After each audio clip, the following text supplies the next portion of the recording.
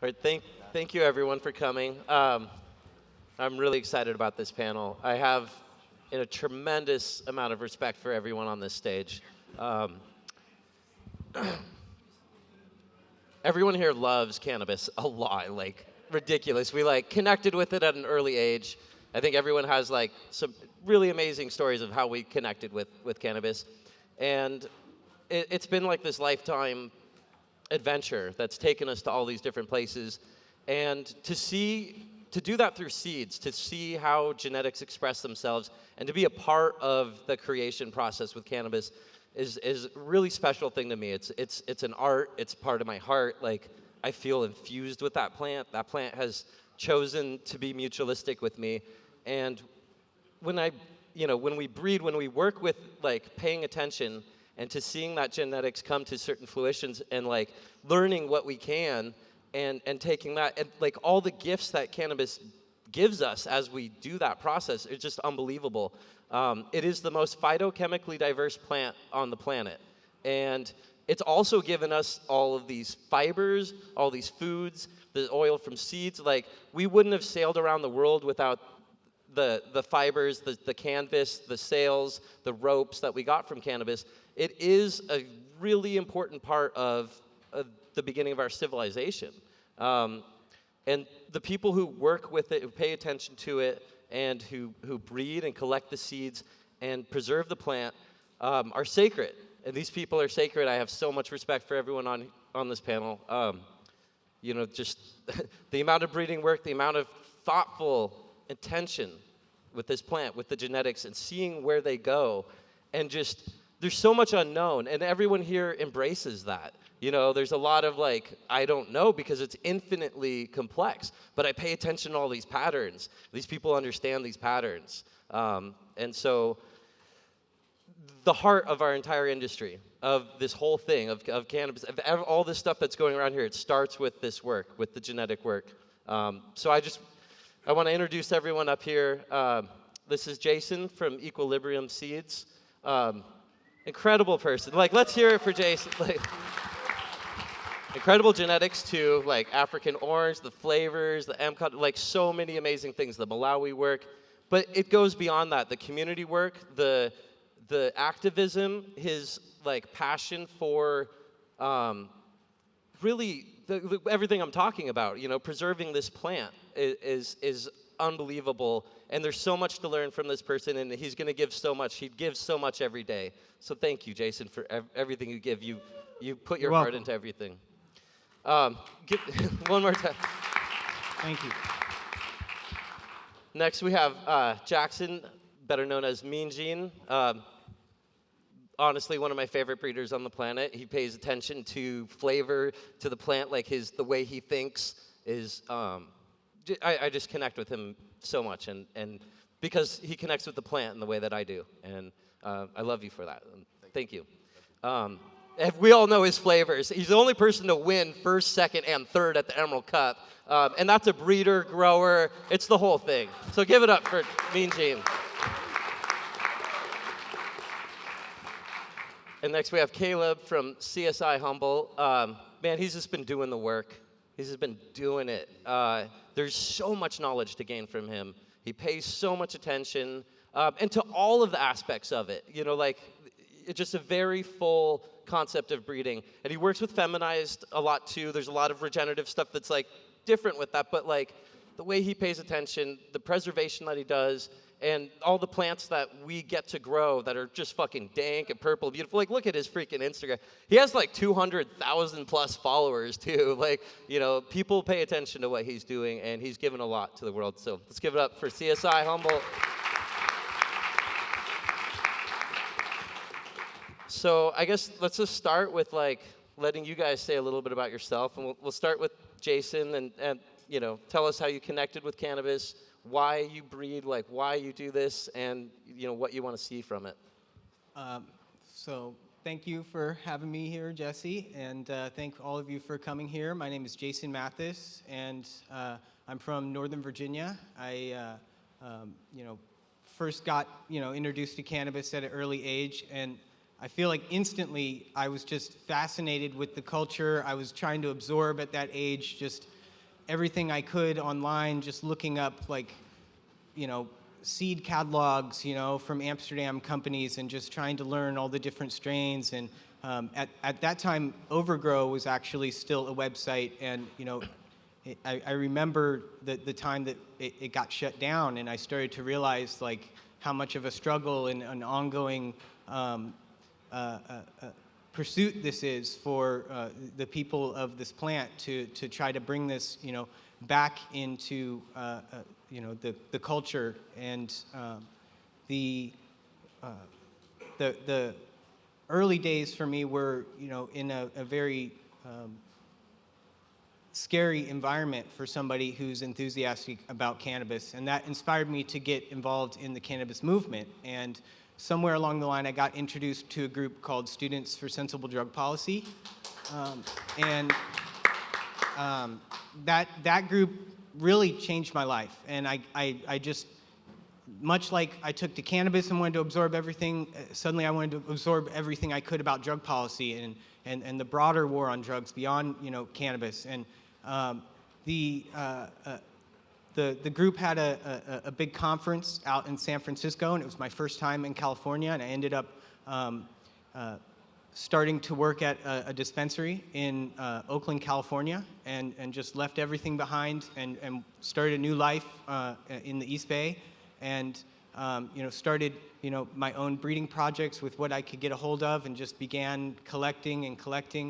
And I really think that that was a very unique time to be able to come here. And I feel very fortunate that in those days anybody could bring a tray of clones that had a recommendation into a dispensary, and there were all sorts of varieties and flavors that were around then.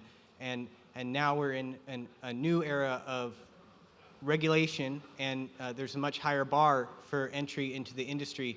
And I'm hoping that through my work and the work of other people making seeds, like the people you see here, like Caleb and Jackson here, that we're going to help preserve a lot of those genetics that were widely distributed and such easily distributed back then. And hopefully we're going to continue that work that the activists were doing to create laws like Proposition 215, and continue to push for further reforms. Can we actually get an applause for 215 and Dennis Perone and what that did for all of us? It made our lives possible, and it was a really beautiful thing. It's a little different now, but. Thank you. Yeah, hi guys. So my connection with cannabis was from early out because of living up in the hills up north of here, and it was just, everybody was, of course we didn't know it at the time because everybody was hiding kind of, but a lot of people were growing, but it was kind of in the era like before when he was talking about when people didn't know, you didn't know who you could tell about if you talk about plants or any of that. So it was an interesting time because everybody who had seeds kind of had to keep their seeds going to be able to have anything. So it was like each little family and each little neighborhood kind of had their own seeds. And so there was like a lot of diversity. I think everything kind of branched out and turned into a bunch of new cool stuff. And then, and when 215 did come, everybody was able to ask each other for stuff. And then it was like Urkel came around and everybody was able to just ask each other for it. And then people started going, oh, well, we'll just have this. We don't need our seeds. And it kind of, everything started to go away a little bit. And then now it seems like it's gotten to the point where everybody wants to get a little bit more diversity back and is interested in having their own seeds again, and there's kind of an advantage to that. And so that it's kind of switched. It like went from like the 80s to the 215, then back again like to where everybody wants everything. And so like it's cool because like Jesse works with stuff that's really really bred for crazy resistance to molds and all that kind of stuff, and just to be really, really pretty and like. But if you check out what he grows, everything is like really floral, beautiful stuff. And then you got Jason does stuff where he does like these crazy mashups of these different stuff, like Africans with modern stuff, with different landrace stuff, where it mixes up to make these crazy things that are leading to whole new stuff. And then like Caleb is doing preservation work, where he takes whatever we already know is like the very best stuff ever, and he's like, okay, well, we're gonna put this together, put these different things together, a lot of true hybrids and stuff like that. And so then now we're at a point where you could actually get a ton of stuff, more than you would have been able to get, I think, in any of those periods before. And that's pretty sweet to be able to have all that stuff going on. But that's basically just the same. I'm kind of like, these guys like kind of do real specific stuff, and all of the stuff they do is like the stuff that I'm like, I'm into all of that. So it's cool. But you really can't do that much of all of it. But anyway, that's my connection with it, is basically trying to do, as much of what everybody does to preserve these things and have it not be like the 80s where you can't find anything, and then not have it be like 215 where you can get, Blue Dream, Diesel, OG, or Urkel, and that's it, So just like keeping everything around and making stuff better, and that's why I'm into the plants, really, just because they're awesome, and that's about it. Woo!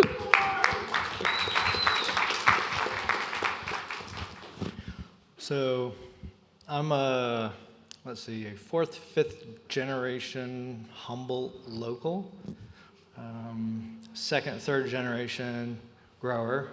I say third generation because my grandpa, he nurtured some pot plants back in the 80s that volunteered up in the garden. So that kind of counts. Sure. But my main focus is preservation of pure landrace strains, just keeping them pure, open population reproductions with as many as I can possibly get. I usually like at least 100, if not a couple hundred. And then I also like preserving, heirloom clones and popular clones in S1 format, where you can get, stuff that's similar to, better than, and plenty of recessive, not good stuff out of them as well. But as long as you have a nice stash of them, you can pull out anything out of those S1s. Mainly, preservation is my main focus, and then of course the historian thing. I like to know what I'm growing, where it came from, when it came from, pretty much, all of that. So.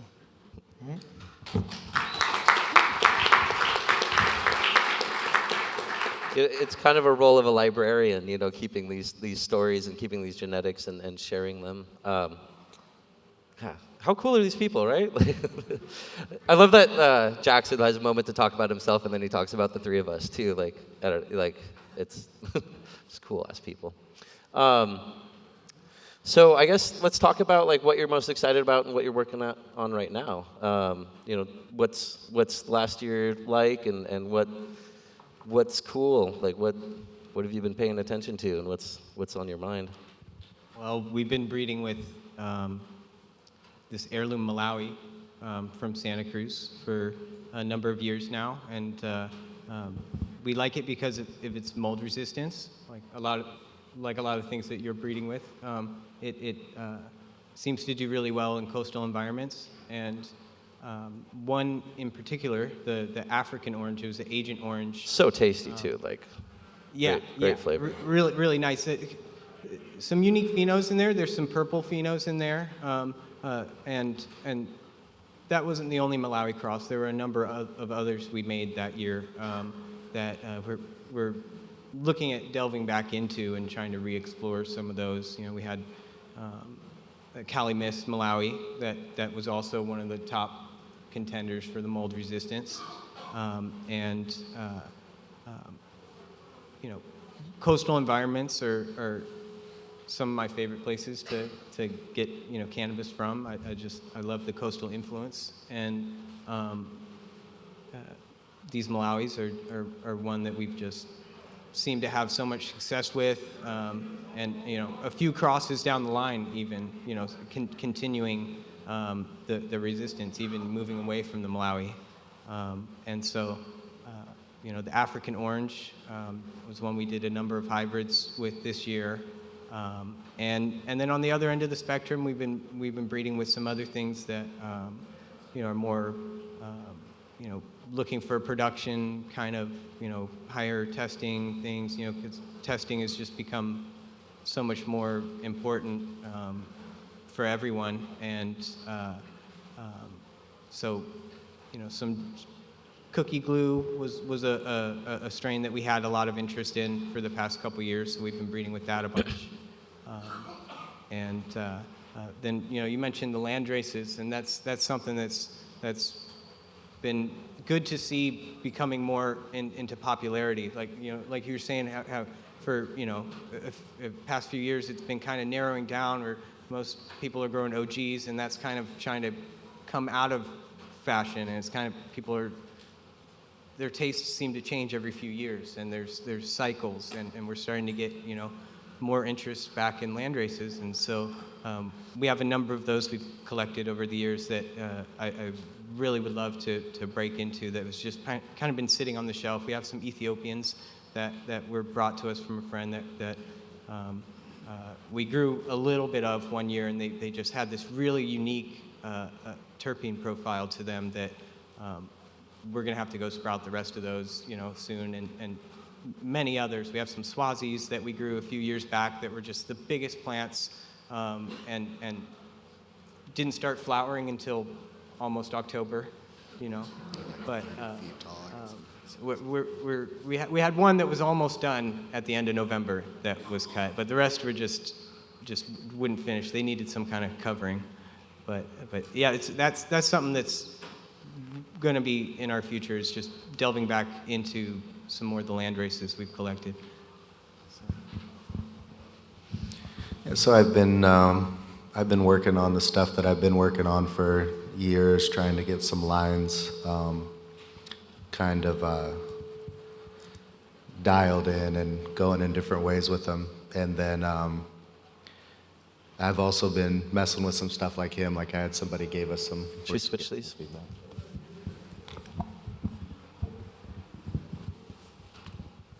When I come to these events like this, people sometimes bring me some crazy stuff. People have been bringing me some cool, like landrace stuff, like Afghanis that they're collecting when they're out and about, and people have been giving us some cool Indian stuff and crazy stuff like that to look through. And this year I did a little bit of the Congolese, and those came out really cool. And I've been kind of messing with those a little bit because I've been not smoking a whole lot, but then when I smoke, I notice that when I smoke these crazy landrace sativa stuff more, I get like this great, like I feel so good compared to when I smoke some of the other stuff. So I've been smoking like some of these funny stringy landrace joints I roll up. I'm like, this is what I'm smoking. You got these beautiful buds and you're like smoking this string, but it's like really makes you feel good, even though it's not good for commercial stuff. So for years I was like, okay, you can't keep this stuff around. You got to grow something practical. And then I didn't ever really think to myself like, well, why don't you just grow a little one in a 7-gallon pot and put it off to the side and have a good bag of weed. So I've started kind of doing that more, like taking the weird things you like and not letting what you need to do push you around quite as much. And so I've been doing some cool, I have like a cool Swazi, cool Malawi. These new Congolese are trippy because one of them like smells just like the strain I have that I call the piña. It's like this real sweet candy thing, and I didn't expect it at all. And I expected everything to be like real terpenoline heavy sativa, and some of them were, but one of them is just a sweet, myrcene dominant, cool stuff. But so I've been messing with those too, and then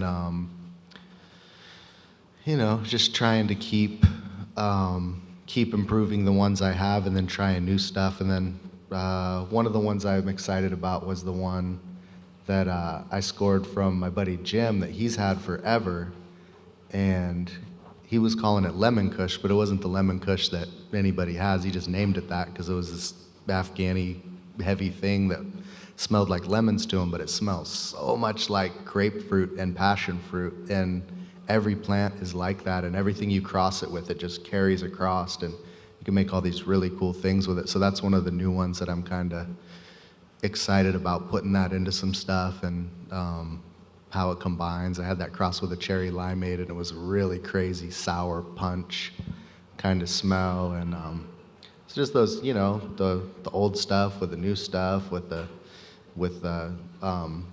kind of lost stuff that's been in the woods with somebody and taking it and trying it, and that's kind of what I was up to this last year, was just checking all those things out. And then the other thing was taking things and growing them out, and then when they were almost done and I could tell something's really exceptional, going ahead and dragging it back under lights and just re-vegging it, even if it was something I hadn't cloned or not, just to be able to just go, okay, I'm gonna catch this before it's gone. And that's something that I did never really do that much, but it's so cool to you just take a plant, put it back under lights, grow it back out, and before you do it, you can harvest the top half of the plant and smoke it and go, oh, I still have that one living out there, without cloning all this crazy stuff. So the re-veg has been cool this year too, and I got some cool ones off of that. And then yeah, that's what's been going on. Yeah, I've had a busy year.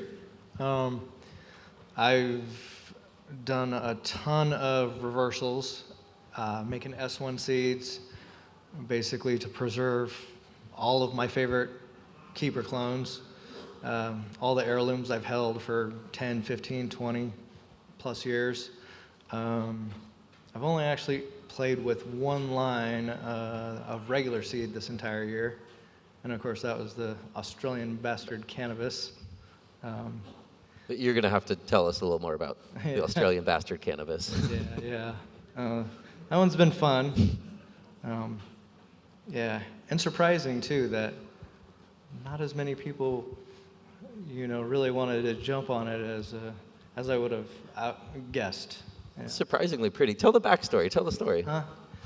Well, I don't know how many of y'all know Australian bastard cannabis, but it's a kind of a mutant line from Australia, and it dates back at least to the 60s. It's been grown there, for years and years. Always, it seems like it's always rare. You can't even get it when you're in Australia. Yeah, it doesn't look like weed. Candor has a nice little representation. Oh yeah, they have a voucher. At their booth. Cool. It is Candor, right? Unless it's Leafworks, but yeah, Candor. The pressed. Yeah. The pressing, yeah, the voucher. Yeah. So it's a plant pressing. It's a dried plant pressing of that flower, and they do these vouchers to preserve actually the morphology and the genetics of the plant. And this is a basis of an herbarium is a basis of knowledge in botany, and it's like the records that you go to understand what a plant is. And we haven't really been doing it with cannabis, and that's something that they're doing that's pretty interesting. And to have records of the Australian bastards, very cool. And then I have a few Australian bastards. These plants look crazy, by the way. It's like totally different than you'd imagine. If you go to CSI Humboldt, you can see some pretty cool. Yeah, over in the Hall of Flowers. You got non-consumption area. You have some actually growing too. You got them. Cool. Yeah. Go to his booth. Yeah. And actually, quick tangent. Oh wait, maybe that's a secret. What's your booth number? Huh? Your booth number. H17. Cool. Yeah. Jackson, booth number? What's your booth number? P87. We're in G52. Cool. Go check them out. You want me to keep going? Yeah. Okay. So yeah, they've been growing the Australian bastard cannabis in Australia for decades, and the fellow I collaborated with to release these seeds, Painted Forest Farms, he actually went over to Australia, met this old Aborigine guy, and befriended him, and the guy showed him his grows, and I guess he's been growing in the same spots for decades, inherited the seeds from his parents who grew in those same spots.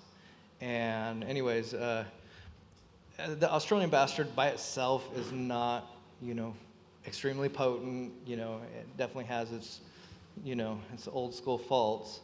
But this guy wanted to, reinvigorate some Western genetics into the stuff. So he gave Painted Forest these seeds, and all he wants in return is hybridized Australian bastard cannabis. And so, we collaborated on that. And, What'd you put on it? huh? What'd you put on it? Everything. Yeah? What's most exciting? What are you going to send back to him? I'm personally growing just good old-fashioned Girl Scout cookies times ABC and Triangle Kush times ABC. Oh, they work. But in the first generation, these F1 hybrids, there are 0 bastards. There's 0 mutants. It's a recessive. They just look like cookies, or they look like Yeah, exactly. like triangle. It's a recessive trait, and so those won't show up until the F2 generation, and Have you? So you haven't got to see the F2 yet? not yet. I've got 100 or 200 of each going right now. Open pollination, then it'll be easy because I'll be able to sprout 1,000 seeds of each of these, F2 hybrids, and you can cull out, 70 to 80%. Of What percentage do you think will be have some bastard in it on the F2? It should be about 25%. Yep. The way genetics work, blah, blah, blah. So, yeah, interesting projects. Very Lot of cool. Very cool. Yeah, you should really check out the plants and go see them. It's really interesting. Like, it's totally cannabis, but it's like it looks like this weird herb. It's this totally different thing. And some of the expressions you actually had this year were quite pretty. It was like different than you'd expect from the weird leaves that you see. But I don't post this on my IG. yeah. But like one of the pictures I posted got like 7,000 likes of the bastard. That was actually just grown in my mom's backyard, in her little recreational patch. And I mean, we put these little foot-tall plants into just the clay, rocky-ass ground, no amendments, no nothing. And, well, I posted pictures of them. They look amazing, Yep. All they got was, water once a week from my 3-year-old son. Watering them for us. It wasn't work, it was free. That's awesome. That actually leads into exactly what I want to talk about next, like the backyard grow. What you can do there is pretty amazing. And you just saw this incredible expression from the backyard. The relationship that you have with the plant in that way is special. Since it was prohibition for a long time, and we had 215, and we were able to kind of embrace that. And with 64, it's a little different. You can have your 6 plants, but how do you preserve genetic diversity? How do you really work with the plant with the 6 plant number? It's a dead end for us. It's not acceptable. People need to be able to create genetics on their own, and without all of this fucking gross shit. So shit is packaged, and we're separated from cannabis, this giving spirit, this incredible mutualistic organism that is infused and works with us. We're trying to fucking turn it into some fucking commercialized garbage. We're packaged, we can't even experience it in the store. You can't, we used to have farmer markets. We used to be able to connect. We used to be able to get food and cannabis together. You used to be able to just exchange seeds, and now it's all just put in little packages. You don't know fucking anything about it, and it's just marketed, and it's all a bunch of bullshit.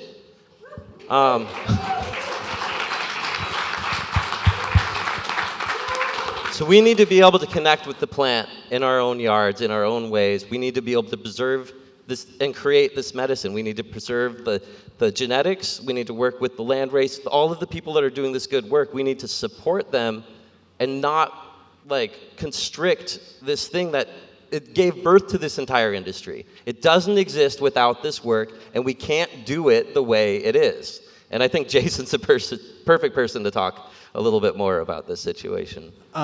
Yeah, I totally agree with you, Jesse. I think a lot of people in the audience probably agree. Oh yeah, let's switch out. Maybe just lose that one. The backyard grows are a wonderful way for people to experience cannabis for the first time, and there's lots of people doing that now that cannabis is something you can go get as an adult in a store in California now. But we're restricted to 6 plants. There's a lot of counties that restrict you to only indoor. There's a lot of reform that still needs to take place before we can have a robust breeding culture, amongst all Californians and not just license holders. And so I feel like that's something that's going to have to come from the people. It's going to have to come from the grassroots up. And I encourage people to organize in their communities.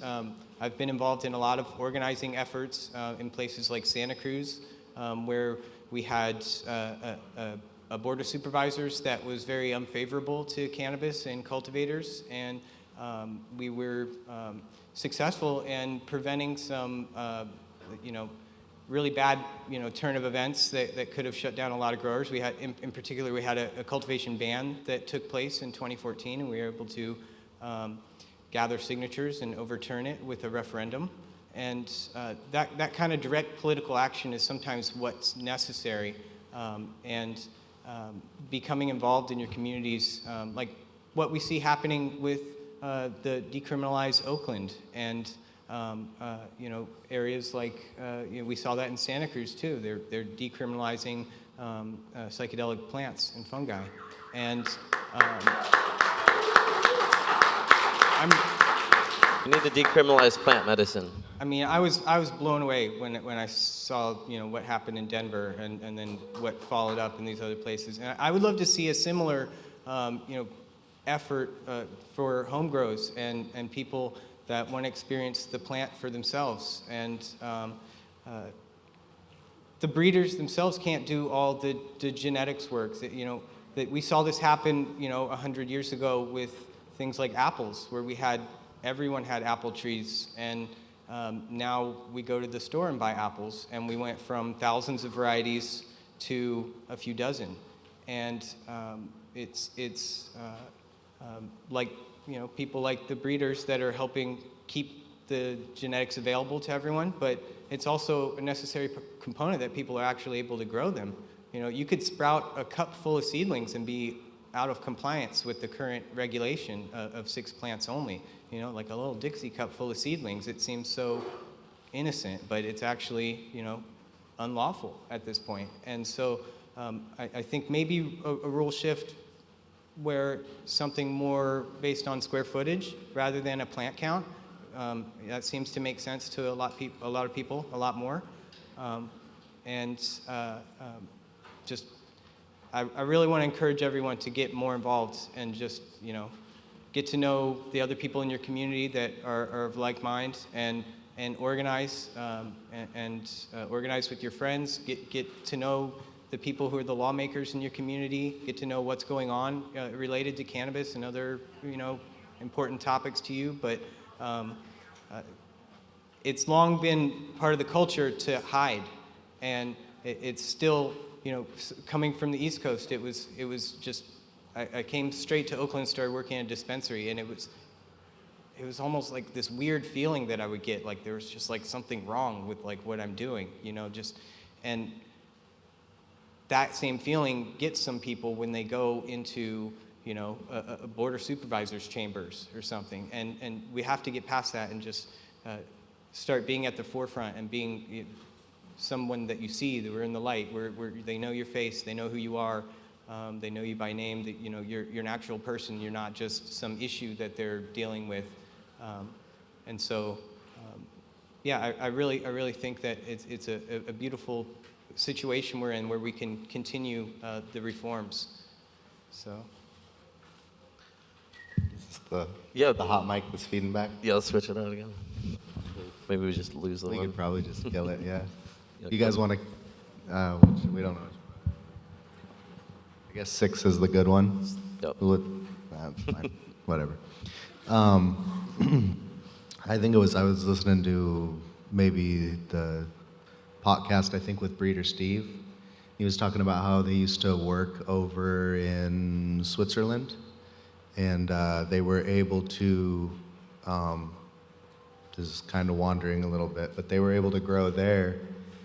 He said he used to be able to go to the store, and like when you go to like Safeway and they have some tomatoes out or whatever, you go there and they'd be like, oh yeah, there's Northern Lights and there's this and there's that, and it would be on the store, just right out, and people could just grab starts, they could grow them at home, and you couldn't sell weed, but you could grow it as long as you weren't selling it, and so he was producing seeds and actually taking all the seeds out, and then they would take all the weed afterwards and they'd put it in a big pile, and the authorities would come and go, oh, okay, well, there's everything, that's all the weed that was there, it's all in a pile now, and you got all these seeds, and there's not much wrong with seeds, and nobody's selling any weed, so it's fine. I guess it got to a certain point where they started selling the weed to Italy, or people started coming across and bringing too much of it back, and so the Pope basically said, you know, we're going to cut off whatever kind of, I don't know if it was aid or some kind of diplomacy deal with them.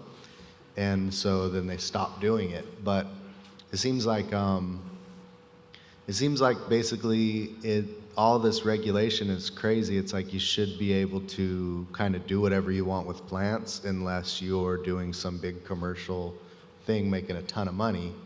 Like if you just want to do what you're saying and just go ahead and pop a whole bunch of grow a whole bunch of seeds and make a whole bunch of stuff and throw the weed away or make it into medicine and give it away for free or something. Mm-hmm. Like all the regulation's just insane. So, I mean, that's, in my mind, that like looks like a really cool way if it could, people who are thinking about it, if that could be influenced in some way to get back to a point where it's like, yeah, you can grow the plant all you want. You might have to have a permit if you want to make, you know, $1 million off of it a year, you might need a permit, but like if you just want to grow plants and then just throw them in the compost, and it doesn't seem like you should really have to have that much, but you really do. If you want to breed, if you want to sell any seeds now, you have to have a nursery permit, and most people can't get a nursery permit, and they could get, if they made a nursery permit where they could say, okay, you can permit your spare bedroom, people could make a lot of seeds, you know, like you can do a lot of stuff. I mean, I see Caleb's doing stuff in beds where he's putting up to maybe like 9 by 9 or something in a bed. Like, so you know, you're in there. You have you know, over 80 plants in a little 4 by 4 spot or 5 by 5 spot, and there he's able to just keep all this diversity and improvement and everything with this little amount of space, but you can't get a permit to do this little stuff, and it's crazy. Even though it's just this little personal grow, you know, it's still you can do it within your little stuff, but the seeds, they don't want you to be able to do anything with them. And then in reality too, it's like, well, it's just the seeds are just hemp at this point, so maybe they're legal, but you don't really know. So you know, it's an insane thing. It doesn't make any sense at all. I don't know. That was my thoughts on it, was just looking at how Switzerland did it, and Breeder Steve talking about those days, and then looking at how it is now. It's just like, it's totally imbalanced, and I don't know. That's my take on that legality. You mentioned the podcast too, and if you check out, like, they have really good interviews too. Did you do one, Jason, too, or not? I didn't think so, but you did? Okay, cool. Oh no, yeah, but you guys both did, and they're excellent. They're good. Yeah, if you want to just get in depth, like, check out the podcast and look up Mean Gene and CSI Humboldt.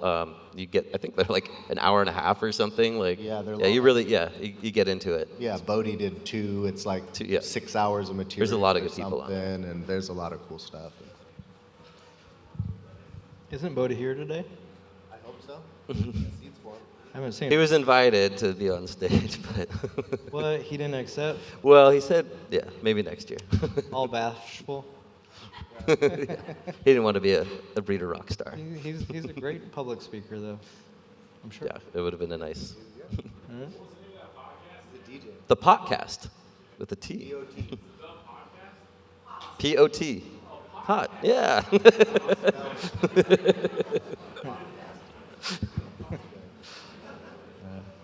So yeah, the backyard grow and like, how are we preserving genetics like as individuals and like how do we deal with that with the regulations and just, I don't know, any insight that you have? Right. Well, in Humboldt, we still, as long as you have your, medical papers, we still are allowed 99 plants in a 50 square foot area. So, I mean, for personal, you can still do, quite a bit. Me, I work with a lot of family, a lot of friends, and, spread my projects out. But I am working on a vertically integrated, fully licensed system to do exactly what I want to do. Because, yeah, the laws the way they are just not good. Well, keep people informed because yeah, like it's these people here that like understand how crazy and they are and how necessary it is for there to be something else. So like, yeah, your voice I think is important. Yeah. Yeah. Well, yeah, the next thing I'd like to go into is the community aspect of breeding. Like we keep bringing up, you can't do this all yourself. So like we're seeing what other people are doing with our seeds. We're getting that information. We're seeing what extractors are getting. We're seeing the percent yields. We're seeing what the analytics are coming back as. And like, we can't pay for thousands of analytics and all that. But like when you work as a community, you get to learn a lot of things. And people might save certain cuts for you. They might make a new crosser. They might do multiple F generations in their property. And like Nick from Green Source Gardens we have here too. The first time we met, me and Ryan from Humboldt Seeds, gave him some seeds, some Black Dog, and there was some cherry, the glazed cherries. And like, it's like 6 years later, we've seen all these amazing things that they've done with it on their property and actually, worked with the selections for their place. And it's such a treat to go to these farms and see that. And like, doing the Regenerative Cannabis Farm Award and then checking on all the seeds and the genetics, like I get to see so many different farms. There's probably 40 different farms seeing my different genetics in different places, but I see all of your guys' genetics at all these farms and then them doing new things with it. And it's just so much information sharing. I just love the community aspect of breeding, and it's not really possible without it. So I'd like to hear a little bit of how you utilize the community in your breeding. Well, thank you. I always love having people come and show me a bud of something. I've seen a couple this earlier today of people that came and took the time to come and show me what they grew out of some seeds that they got from me. And it's a wonderful thing to get to see somebody enjoying something that you've worked so hard on and seeing how hard they are working. They're putting lots of effort into growing these things out, and the exchange of genetics, between different people's seed events are my favorite time of year. Whenever we have these cups like this, and we get to go and see all the different strains and things that people are making this year today.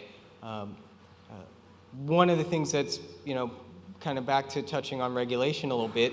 One of the difficult things with that right now is we've got a new system called Metric, and it's a track and trace system. And I'm sure many of you are familiar with the system, and everything has to have these barcodes and tags. And for a breeder that may have an archive of lots of genetics, everything's going to have to be barcoded and tagged and entered into a system. And then supposedly there will come a day when nothing can be entered into the system any longer. It will be, you can only use seeds or clones that are out of metric for a permitted grow. If you're a backyard grower, you can do whatever you want. But for somebody in a permitted situation, they can only use things in the future, not too far from now, that have a metric tag. That's clones or seeds that you're going to either make more seeds out of, make more clones out of, or grow for flour and do whatever with. But California, if that it is to be the case, California will become sort of a fishbowl of genetics where everything's kind of swimming around, but nothing from outside can come in and nothing from inside can come out. It's not the way that genetics have worked for thousands of years, where it's a global network of genetics and people preserving seeds and traveling with them. Like we were talking about how people aren't from the soil, people are from people. Is that what you were saying the other day? It's like people are always moving around all over the place, and we have these, imaginary lines, these borders, and okay, so we're in California, but if we can't have genetics from around the globe, all the sativa land races that are here in California are all we're going to breed with. And so whatever is going on now in Malawi or Panama or any of these places, we will no longer have access to. And hopefully we're going to be able to get past that and have a more globally minded regulatory scheme that recognizes that genetics come from all over the place.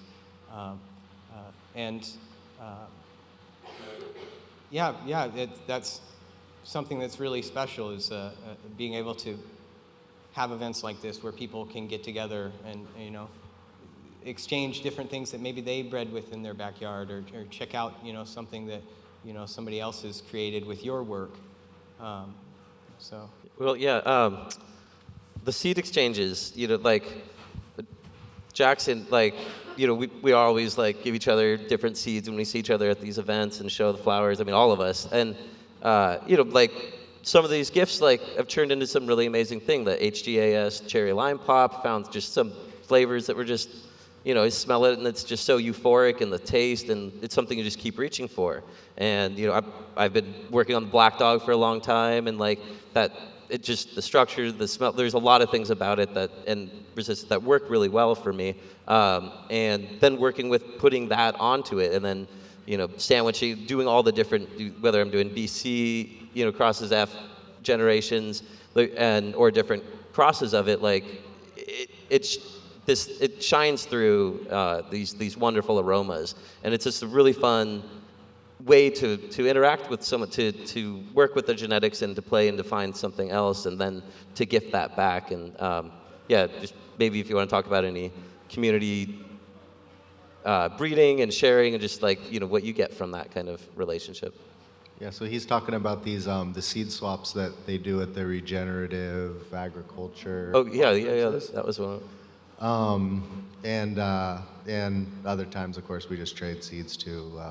But those things are really cool because people can just go, okay, well, here's things that I'd like people to have, and people bring theirs, and everybody trades everything. And it definitely could be the case that they might save something you lost, or they might, I gave him this cherry lime pop seeds that I had, and he kept them, made more, put them with some stuff that he had, and some of the stuff that came out of it, the level of resin on the black dog cherry lime pop and cherry lime dog. Yeah, cherry lime dog is really, really, really nice. And then where he's breeding is different than where I'm breeding, because he has a harsher environment, so everything is more hardy when I get it back from him. So it's in breeding, it's an idea called shuttle breeding. You take your stuff and you give it to somebody else, they grow it and breed it in a different area, give it back, you trade it back and forth, and you're able to really reach different levels where you couldn't. There's a guy who grows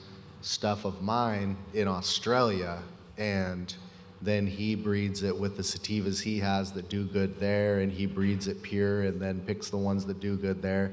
If I get seeds back from him that do good there, they're way more hardy than the stuff that I started with. So all that is really good. And in regular agriculture, that has changed the world, basically, that kind of sharing and improvement and everything. So, always good to pass things around and have different people do different things with them.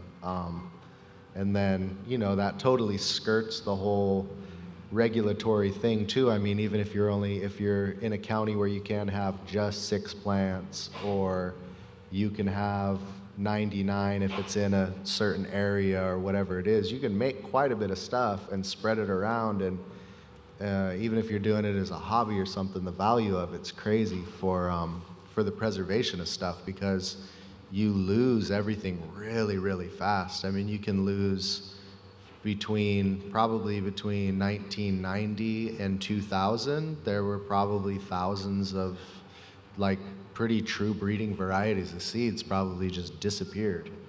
And so if you have anything that's cool, then you can share it with friends and everything. Then you'll keep them going, and you'll have a way to not really worry about, you know, the regulations really don't matter at that point for that. And then maybe it'll change and you can actually do something, but with them that's more. But in the meantime, like, just sharing your genetics with people is good for the preservation, but like I said with him, for the improvement too, because you give them to somebody and they do something different that you can't do to them. I can't grow him he grows like right on the ocean almost, and I can't grow him right at the ocean. But if you can grow something right at the ocean, anybody who's tried to grow where it's fairly coastal or foggy knows that a lot of stuff doesn't work.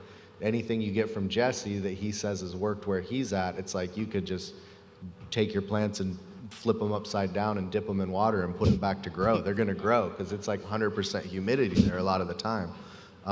So that whole, you know, cooperation and community stuff that he's talking about, that's like, you know, another point of it, is that improvement aspect is crazy, you know. And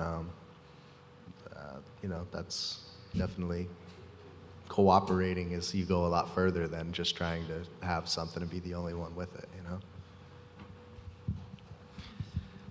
My dad started growing in the mid-70s, and by the early 80s, maybe 80, 81, 82, he was in the clone trade. So he was getting clones from Washington and Oregon, you know, Portland, Oregon, Southern Oregon, and then, you know, California, et cetera. And so, you know, he was pretty much, you know, sampling on the best of the best from back then. He was also doing some seed, but not too much. He was pretty much mostly clone. So in '94, when I graduated high school, you know, he gave me my first clone, my first legal clone, sort of. 2 years later, it was a legal clone. That's what I meant. Anyways, that got me into the whole clone trade game, and you know, I traded with, you know, local Humboldt and Mendo and, you know, people I knew. And then in the early 2000s, I hopped online and started trading clones with, you know, clones and seeds with people all over the world pretty much. And that's what really kind of, you know, got me into the history part of it and into preserving. But then, you know, like these guys have said, you know, just without the sharing, you know, of these clones and seeds, you know, it doesn't go far. Yeah. There's always a lot of hoarders too, you know. Hey, check out my pretty X plant, you know. But no, you can't have it. Yeah, you know. I mean, it's a concern to lose things too, and now we have like these wildfires every year, and like the amount of genetics that can just be gone, like a whole freaking city's just gone. Like nobody had time to.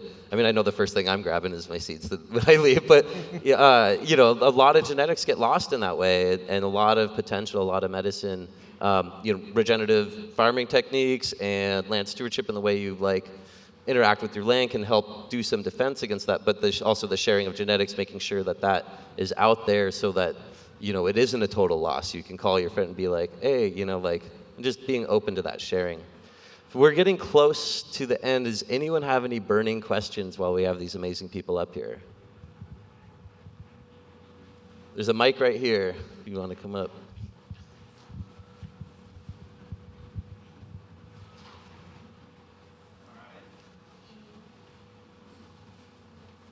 Hello, my name is Paul, and my question is about terpenes, and if you'd be willing to make a balance between shifting your terpene profile and increasing the total amount of terpenes? Straight to Jackson.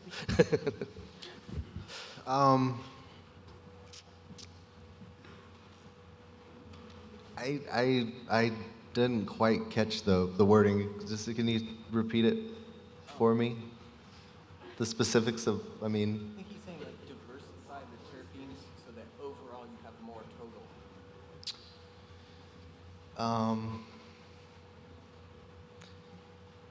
Yeah. I can feel mean, this a bit, I think. So, it's actually pretty interesting with extractions, watching the play between cannabinoid and terpene percentage. Like, there's a big difference in different plants and how much ends up being terpene at the end and how much is cannabinoid. And that ends up being different morphologies of the trichomes, and they'll have different uses, whether it's for ice water hash or not.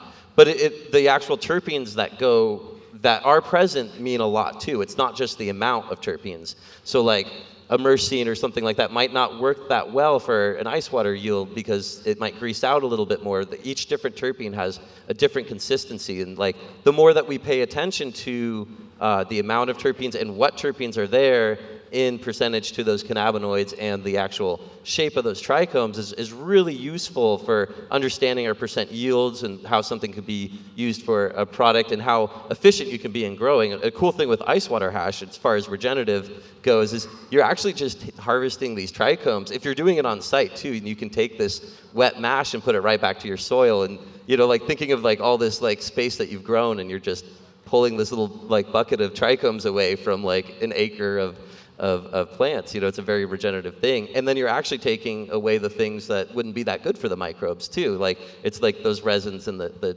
terpenes where the actual plant material is going to be really good microbial food. But I think the actual terpene percentage, I mean, it's a good question. Like we need to be paying attention to the cannabinoid percentage versus the terpenes and what terpenes are present to know what we're dealing with. That's it. Okay.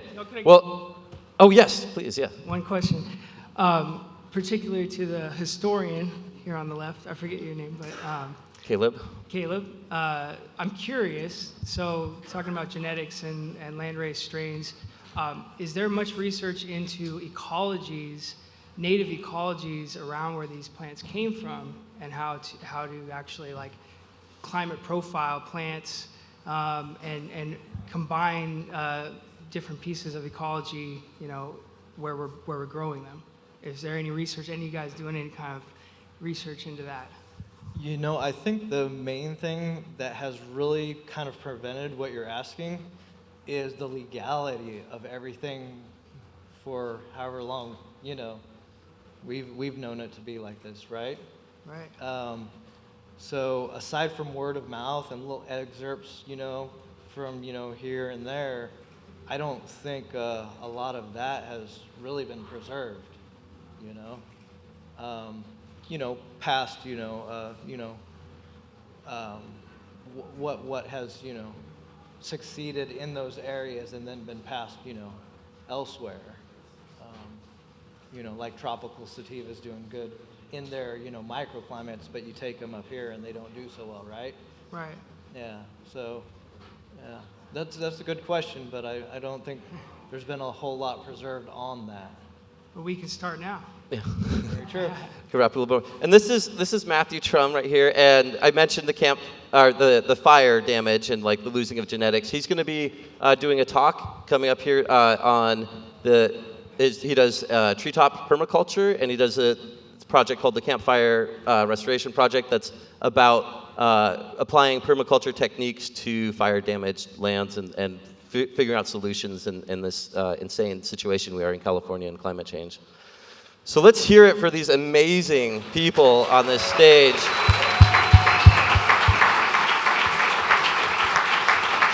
Thank you for the work. Thank you for doing it with love for the plant. You guys are amazing.